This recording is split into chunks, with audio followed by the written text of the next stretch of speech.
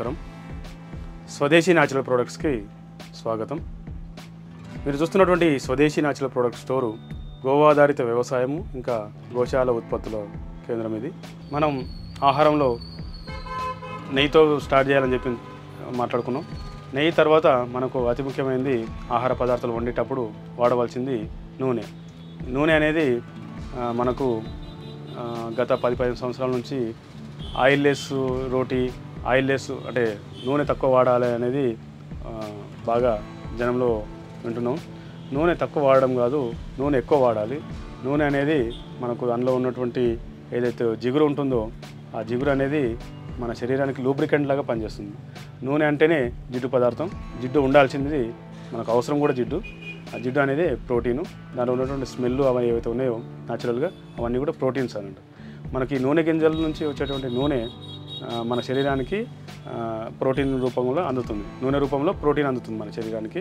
ఇది మనకు వంటలు వాడుకునేటప్పుడు మనం తినే ఆహారం పదార్థాలు టేస్ట్కి మారడమే కాకుండా మన శరీరంలో ఉన్నటువంటి అన్ని అవయవాలకి గుడ్ కొలెస్ట్రాల్, బ్యాడ్ కొలెస్ట్రాల్ అయితే, మంచి కొలెస్ట్రాల్, చెడు కొలెస్ట్రాల్ అయితే మాట్లాడతామో అందులో ఇది గుడ్ కొలెస్ట్రాల్ని పెంచే గుణం ఈ నూనెలో ఉంటుంది అన్నట్టు. ఈ గుడ్ కొలెస్ట్రాల్ పెంచి బ్యాడ్ కొలెస్ట్రాల్ని తగ్గించే గుణం ఈ నూనెలో ఉంటుంది. నూనెలు అని మనం మాట్లాడుతుంటే ఇవన్నీ కూడా చెక్కగానుగా నూనె, అంటే మన రోకలి అయితే ఉంటాయో కింద రోల్ మాదిరి ఉండి పైనుంచి చెక్క ఉంటాయి, ఆ రెండింటి మధ్యలో నలిగినప్పుడు వచ్చేటువంటి నూనె అది చెక్కగానుగా నూనె. దాన్ని కోల్డ్ ప్రెస్డ్ ఆయిల్ అని ఇంగ్లీష్లో చెప్తారు. ఈ చెక్కగానుగా నూనె ఎందుకు మాట్లాడుతున్నాం అంటే పైన చెక్క కింద చెక్క ఏవైతే ఉంటాయో అది ఎంత ర్యాపిడ్గా జరిగినా సరే అందులో వేడి అనేది పుట్టదు అన్నాడు. అని నూనె తయారు చేసే దశలో వేడి అనేది జరగకపోతే దాంట్లో ఉన్నటువంటి వాల్యూస్ మైక్రో లెవెల్లో మనకు ఏ విధంగా లాస్ అవ్వకుండా యాజ్ ఇట్ ఈస్గా వస్తాయి. ఇదే నూనె మనకు రిఫైన్డ్ ఆయిల్ అని చెప్పి ప్యాకెట్లు ఏవైతే దొరుకుతున్నాయో ఆ రిఫైన్డ్ అనే ప్రాసెస్లో పెద్ద పెద్ద కర్మాగారాలు ఉంటాయి. అవన్నీ కూడా మెటల్స్తో ఉంటాయి. ఆ మెటల్స్ అయితే స్టీలు అట్లాంటివి ఏవైతే ఉంటాయో అవన్నీ కూడా పెద్ద ఒక రాపిడ్గా జరిగి ఒక 200 నుంచి 300, 400 డిగ్రీల హీట్లో నూనె అనేది తయారు చేయడం జరుగుతూ ఉంది. ఎప్పుడైతే 200, 300 డిగ్రీల టెంపరేచర్లో నూనె తయారు చేస్తారో దాంట్లో ఉన్నటువంటి శక్తి, దాంట్లో ఉన్నటువంటి ఎప్పుడైతే జిగురు అని మనం అనుకుంటున్నామో ఈ ప్రతి నూనెలో కూడా మనకు అడుగున మనకు ఒక ఈ పదార్థం కనిపిస్తూ ఉంటుంది. ఈ అడుగున ఉండేదంతా కూడా నూనెలో ఉన్నటువంటి కణాలు, గింజలు, నూనె గింజలో ఉన్నటువంటి పదార్థము. ఆ రిఫైండ్ అనే ప్రాసెస్లో ఇట్లాంటివి ఏవి కనపడవు. మనకి ఏది కనపడకపోగా అటు నుంచి ఇటు నుంచి చూస్తే ఫుల్ ట్రాన్స్పరెంట్గా కనిపిస్తుంది. అక్కడ నుంచి చూస్తే మనం ఇప్పుడు మన దగ్గర ఉన్న నూనెలు ఏ నూనెలు తీసుకున్నా సరే ఏ నూనెకి ఆ నూనె కలరు, కుసుమ నూనె అయితే ఆరెంజ్ కలరు, ఇది వేరుశనగ నూనె అయితే ఎల్లో కలరు, నువ్వుల నూనె అయితే కొంచెం తెల్లగా, నల్ల నువ్వులు అయితే నల్లగా. ఇది న్యాచురల్గా అంటే దాని గుణం ఏదైతే ఉందో అది న్యాచురల్గా అనిపిస్తుంది. అదే మీరు రిఫైండ్ ఆయిల్కి కనుక వెళ్తే ఏ నూనె తీసుకున్నా సరే ఒక వాటర్ లాగా దాంట్లో ఏమి లేకుండా ఫిల్టర్ అయిపోయి దానికే రిఫైండ్ ఆయిల్ అని చెప్పేటి మనకి ఇస్తున్నారు. టీవీలో అడ్వర్టైజ్మెంట్లో మనం పూరి వేయడమో లేకపోతే వడ వేయడమో చూపిస్తారు.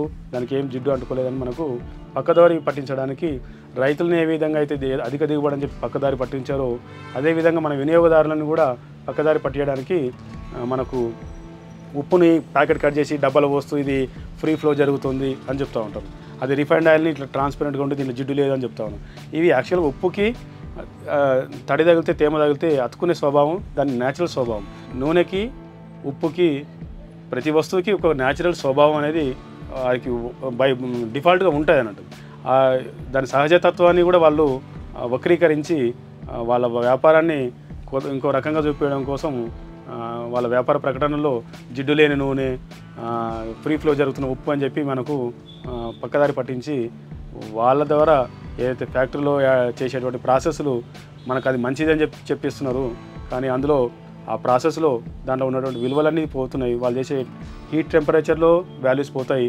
రిఫైన్డ్ అని చెప్పి బ్లీచింగ్ పౌడర్లు ఇంకా ఎసెన్స్ ఆయిల్స్ ఎప్పుడైతే వాళ్ళు రిఫైండ్ అని ప్రాసెస్ చేసినప్పుడు దానికి సహజతత్వంలో అయితే స్మెల్, జిగురు అన్నీ పోతాయి కనుక వాళ్ళు ఒక ఎసెన్షియల్ ఆయిల్ అంటే బయట నుంచి స్మెల్ రావడం కోసం ఆయిల్స్ స్మెల్ రావడం కోసం చేసేటువంటి ఎసెన్స్ అని చెప్పి ఆయిల్స్ను మనకు అవసరం లేనివి కూడా అంటగడుతూ ఉంటారు.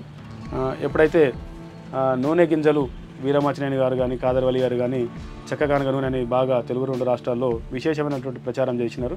దానికంటే ముందు మేమైతే రాజీవ్ దీక్షిత్ గారి ఉపన్యాసం ద్వారా ప్రేరితమై చెక్కగానుగ నూనె గురించి మనం 2016 నుంచి మనం మొదలుపెట్టి ఉన్నాం.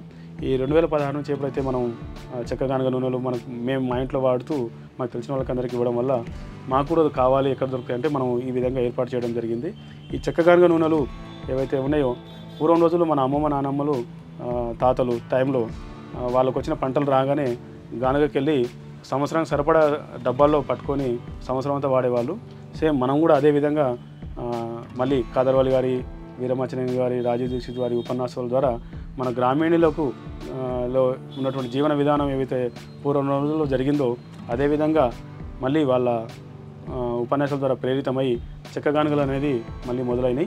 ఆ చెక్క గానుగల నుంచి చేసినటువంటి నూనెలు మన దగ్గర కుసుమ నూనె, వేరుశనగ నూనె, నువ్వుల నూనె, కొబ్బరి నూనె, ఆముదము, ఆవ నూనె, అవిసె నూనె, ఇది వెర్రి నువ్వుల నూనె.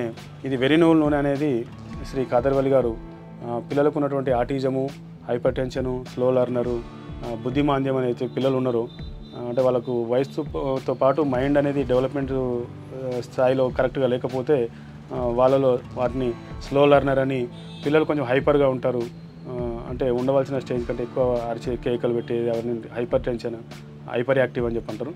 అదేవిధంగా కొంతమంది పిల్లలు మందబుద్ధితో ఉంటారు అంటే చూడడానికి బాగానే ఉంటారు కానీ యాక్టివ్గా కనపడరు, అంటే అందరూ కలిసిపోయి కలవోలుగా ఉండరు అన్నట్టు. పిల్లలు అంటేనే ఆడుతూ చలాకీగా అటు ఇటు తిరుగుతూ ఉంటారు. అయితే ఎక్కడ ఉంటే అక్కడనే ఉండిపోయి పిల్లల్ని బుద్ధిమాంద్యం అనే పిల్లల్ని వాళ్ళకందరికీ కూడా ఈ మధ్య అమెరికా లాంటి అగ్రగతి దేశాల్లో కూడా ఈ బుద్ధిమాంద్యం అనే పిల్లలు, ఆటిజం పిల్లలు అనేది ఈ మధ్య రోజుల్లో ఎక్కువ మంది తయారై ఉంటున్నారు. వాళ్ళకందరికీ కూడా ఈ వెర్రి నువ్వుల నూనె ఇది మన తెలంగాణ, కర్ణాటక, మహారాష్ట్ర ప్రాంతాల్లో ఇది గడ్డి నువ్వులు అంటాం. ఈ నైగర్ సీడ్ అని చెప్పి ఇంగ్లీష్లో మాట్లాడతారు.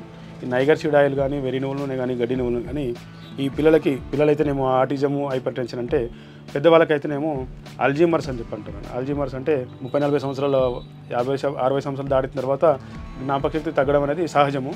30-40 సంవత్సరాల వాళ్ళ వయసులో వాళ్ళకు కూడా జ్ఞాపకశక్తి అనేది తగ్గి దాన్ని అల్జీమర్స్ అని చెప్పి అంటున్నారు. ఈ అల్జీమర్స్ అనేది అంటే అప్పుడే పెట్టిన తాళం చేతిలో, లేకపోతే అప్పుడే ఎవరితో మాట్లాడుతూనే మర్చిపోతూ ఉంటారు అన్నట్టు. ఈ మర్చిపోయే ఒక జబ్బుని, అల్జీమర్స్ని ఈ గడ్డి నువ్వులతో తగ్గించుకోవచ్చు అని చెప్పి కాదర్వల్లి గారి వాళ్ళ విశేషమైనటువంటి రీసెర్చ్లో ఇట్లాంటి విలువలు ఉన్నాయని చెప్పి చెప్పడం జరిగింది. గడ్డి నువ్వుల నూనె కూడా మన స్టోర్లో అందుబాటులో ఉంచడం జరిగింది. ఇది గడ్డి నువ్వుల నూనెని రోజు పరిగడుపున 20 ml పిల్లలకు కానీ, అల్జీమర్స్ ఉన్న పెద్దవాళ్ళకి కానీ తాపినట్టయితే ఒక 3 నెలల నుంచి 6 నెలల్లో వాళ్ళలో చాలా చేంజ్ అనేది కనపడుతూ ఉంది. మనం దాదాపు 8 సంవత్సరాల నుంచి మన స్వదేశీ న్యాచురల్ ప్రొడక్ట్స్ తరపున అమెరికాకు పంపించాము, యూకే వాళ్ళకు కూడా పంపించడం జరిగింది. ఇది చాలా అంతకుముందు ఎన్ని మందులు వాడినా ప్రభావం రాని ట్రీట్మెంట్లో కూడా ఈ వెర్రి నువ్వుల నూనె తాపుతూ వాళ్ళు మిగతా మీరు ఏవైతే మెడిసిన్స్ వాడుతుంటే చేంజ్ అనేది ఇమీడియట్గా కనిపిస్తూ ఉంది. ఇది మన స్టోర్లో అందుబాటులో ఉంచడం జరిగింది. అన్ని నూనెలతో పాటు మన దగ్గర వెర్రి నువ్వుల నూనె అనేది చాలా విశేషమైనటువంటి నూనె పదార్థం. ఇది ఔషధం అని చెప్పొచ్చు. ఇది నెయ్యిలాగా వంటల్లో తాగడమే కాకుండా పైన దోశల మీద, చపాతీ మీద కూడా అప్లై చేసుకోవచ్చు. ఇది వంటలో కూడా వాడుకోవచ్చు అని చెప్తా ఉన్నాను. ఈ మనం నూనెలు కూడా మామూలు నూనెకి ఖరీదు ఎక్కువ అని చెప్పి కొంతమంది ఆలోచన చేస్తూ ఉంటారు. అంటే చెక్క గానుగ నూనెలు వాడితే ఆరోగ్యంగా ఉంటారని వాళ్ళు ఎలాంటి లాభాపేక్ష లేకుండా ప్రచారం చేస్తూ ఉంటే ఈ నూనెలు ఖరీదు ఎక్కువ కదా అని అనుకుంటూ ఉంటాం. మనం సామాన్య మనస్తత్వంతో ఉంటాం కనుక ఎప్పుడైతే మనం బయట నూనె గురించి అంటే ఎక్కువ తక్కువ అనేది ఎప్పుడు మాట్లాడతామంటే బయట ఒకటి దొరుకుతుంది, మన దగ్గర ఇది ఉంది, రెండింటి మధ్యలో వ్యత్యాసం ఉంది కనుక అది ఎక్కువ తక్కువ అని కనిపిస్తుంది. అంటే ఒకటే ఉంటేనేమో అది ఒకటే రేటు తెలుస్తుంది. రెండు ఉండడం వల్ల ఇది ఎక్కువ ఉంది, అది తక్కువ ఉంది అనే ఆలోచనలో మనం ఆ కోణంలో ఆలోచిస్తుంటాం. ఎక్కడైతే తక్కువ అని చెప్పి దొరుకుతుందో ఆయిల్, అది రిఫైండ్ ఆయిల్ అయి ఉంటుందండి. రిఫైండ్ అంటేనే దాంట్లో కెమికల్స్తో పండించిన గింజలే కాకుండా వాళ్ళు వేసే బ్లీచింగ్స్ అట్లాంటి కెమికల్స్ ఫిల్టర్ చేయడానికి వాడతారు. తర్వాత పెద్ద పెద్ద మిషన్లో హీట్ అయినప్పుడు అదొక రకమైనటువంటి అంటే ప్రొడక్షన్లో జరిగే ప్రక్రియ. ఆ తర్వాత రిఫైండ్ ఆయిల్ అనే ప్రక్రియలో ఎక్కువగా వాడేది బీటీ కాటన్ ఆయిల్ అన్నట్టు. అంటే మనకు ఏదైతే పత్తి పంటలు ఉన్నాయో, పత్తి అనేది ఒక సంవత్సరం పంట పండిస్తే మొత్తం ప్రపంచానికి, ఒక దేశానికో ఒక సంవత్సరం రైతులు పంట పండిస్తే 3 సంవత్సరాలు ఆ పత్తి నుంచి వచ్చేటువంటి వస్త్రాలు మనం వాడుతున్నట్టయితే 3 సంవత్సరాల దాకా మళ్ళీ ఇంకా పంటలు వేయాల్సిన అవసరం అయితే ఉండదండి. 3 నుంచి 4 సంవత్సరాలు కూడా ఒక సంవత్సరం పండించిన పత్తి సరిపోతుంది 4 సంవత్సరాల ప్రజలకి వస్త్రాల కింద వాడుతాయి. అయితే ఇప్పుడు చూస్తున్నట్టయితే సంవత్సరంలో 2 పంటలు లేకపోతే సంవత్సరం మొత్తం పత్తి పండించే అన్ని సంవత్సరాలు కూడా పత్తిని ఎక్కువ పండిస్తున్నారు అంటే మన వస్త్రాలకి కూడా వాడవలసిన వస్త్రాల కంటే కూడా అధిక మొత్తంలో పత్తి అనేది పంటలు పండుతూ ఉన్నాయి. అధిక మొత్తంలో పంటలు పండుతున్న ఈ పత్తి మనకు వస్త్రాలు అయితే అవసరం పడవు. దాని లోపల ఉన్నటువంటి గింజలు ఏవైతే ఉన్నాయో ఆ గింజల నుంచి ఆయిల్ తీసి ఆయిల్ అనేది జంతువులకు ఇస్తే కూడా అవి గింజల నుంచి వచ్చినటువంటి కల్లి కేక్ అయితే ఉందో జంతువులు కూడా ఆహారంగా తీసుకోవాలి. అట్లాంటి గింజల నుంచి మనకు రిఫైండ్ అనే ఆయిల్తో కలిపి ఈ బీటీ కాటన్ ఆయిల్ దానికి ఏ రంగు రుచి వాసన ఏది ఉండదు. దాంట్లో ఈ ఎసెన్షియల్ ఆయిల్ అని చెప్పి మనకు అదే వేరుశనగ నూనె, అదే నువ్వుల నూనె, అదే సన్ఫ్లవర్ నూనె అని చెప్పి మనకు కంపెనీలు అయితే అందమైన ప్రకటనలు ఇచ్చి దాని మీద బొమ్మలు వేసి మనకి ఇస్తున్నారు. ఎప్పుడైతే మనం రిఫైండ్ ఆయిల్ వాడుతున్నామో అప్పటి నుంచే మనకు చూస్తున్నటువంటి హార్ట్ అటాక్ అంటే 20 సంవత్సరాల పిల్లల నుంచి 40-50 సంవత్సరాల వాళ్ళ మధ్యలో హార్ట్ అటాక్లు అనేవి మనం ఎక్కువగా వింటూ ఉన్నాం. ఈ హార్ట్ అటాక్ హృదయ సంబంధించిన రోగాలు ఓన్లీ రిఫైండ్ ఆయిల్ ద్వారా మాత్రమే వస్తున్నాయి. ఈ చెక్కగానుగ నూనెలు ఖరీదు ఎక్కువ అనే మాట ఎప్పుడైతే మనం ఆగినామో ఒక 2 కేజీల నుంచి 3 కేజీలు ధాన్యం గింజలో వేరుశనగలు, నువ్వుల్లో, కుసుమలు ఏవైతే ఉన్నాయో వాటిలో ఉన్నటువంటి నూనె శాతాన్ని బట్టి 2.5 కేజీల నుంచి 3.5 కేజీల గింజలతో 1 కేజీ నూనె తయారవుతుంది. 2.5 కేజీలు 3 కేజీలు ఏవైతే ధాన్యం గింజలు ఉన్నాయో నూనె గింజలు అవి సహజంగా దానికి ఎంత వాల్యూ ఉంటుందో లీటర్ నూనె కూడా అదే వాల్యూ ఉంటుందని వాస్తవమైన విషయం. అంటే చిన్నపిల్లలు తీసుకెళ్ళినా పెద్దవాళ్ళు తీసుకెళ్ళినా 3 కేజీలు మిషన్లు వేస్తే నూనె వస్తుంది. అది ఎవరు తీసుకెళ్ళినా కూడా నేను తీసుకెళ్ళినా మీరు తీసుకెళ్ళినా 3 కిలోల గింజలకు 1 కిలో నూనె వస్తుంది అనేది యథార్థమైన వాస్తవం. అంటే నూనె రేటు కూడా 3 కేజీల ఆ గింజల రేటే ఉండాలి. 1 కేజీ వేరుశనగ గుళ్ళకి సమానంగా 1 కేజీ నూనె ఇస్తున్నారు అంటే మీరు అక్కడ కదా క్వశ్చన్ చేయాల్సింది. రేట్ ఎక్కువ తక్కువ అనే దగ్గర ఎప్పుడైతే మీకు ఆలోచన వచ్చిందో ఇది తక్కువ రేటుకి ఎట్లా ఇస్తున్నారు, దీని లోపల ఏముంది అనేది మనం అక్కడే ఆలోచించాలి. ఇక్కడ ఖరీదు ఎక్కువ ఉందనే దగ్గర వచ్చి ఆలోచించే విషయం ఇది కాదని చెప్పి క్లారిఫై చేయడానికి నేను ఈ విషయం చెప్పడం జరిగింది. మనం ఈ చెక్కగానుగ నూనెలతో మన ఆహార పదార్థాలు వండుకున్నప్పుడు రుచి, తర్వాత మనకు కావాల్సిన లూబ్రికెంట్, మనకు కావాల్సిన ప్రోటీన్స్ వీటిలో పుష్కలంగా దొరుకుతాయి. ఇవన్నీ కూడా మనం స్వదేశీ న్యాచురల్ ప్రొడక్ట్ స్టోర్లో అందుబాటులో ఉంచడం జరిగింది. ఇంకొక అతి ముఖ్యమైన విషయం ఏంటంటే ఇవి చెక్కగానుగ నూనెల మీద చాలా విశేషమైనటువంటి ప్రచారం జరిగింది కనుక ప్రతి కాలనీలోనూ ప్రతి ఊళ్ళోనూ సెంటర్లలో గానుగ మిషన్లు ఓపెన్ చేసుకొని తయారు చేసి ఇస్తూ ఉన్నారు. అయితే ఎప్పుడైతే మన కళ్ళ ముందు గానుగలో వేసి ఇస్తున్నారో నూనె మనం తీసుకుంటున్నాం, కానీ ఆ గింజలు ఎక్కడి నుంచి వచ్చాయి, ఆ గింజలు ఏ విధంగా పండినాయి, ఆ గింజలు హైబ్రిడా నాటు అనేది అతి ముఖ్యమైన ఆలోచించవలసిన విషయం. ఎప్పుడైతే మనం పాలేకర్ గారి వ్యవసాయ విధానంలో పండించినటువంటి గోవా ఆధారిత ప్రకృతి వ్యవసాయంలో పండిన నూనె గింజలను తీసుకొచ్చి మనం చెక్కగానుగలు వేసుకుంటే దాని విలువలు మనం పూర్తిగా తీసుకున్నట్టు అవుతాం.